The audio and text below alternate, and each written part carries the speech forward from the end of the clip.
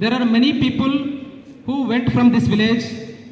They achieved the highest positions in their fields.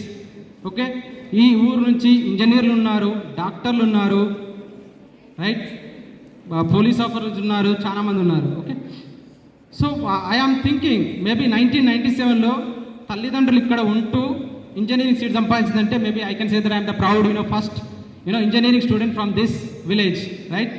ఇప్పుడు మా కంపెనీలోనే I see 4, 5, 10 people are there who are from this village. It is possible, right.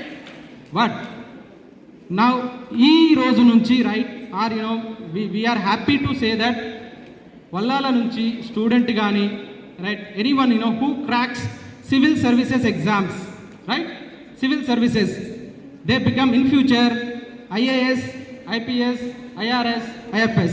Okay, I am happy to say that for the first person I want to give 10,160 as a prize money.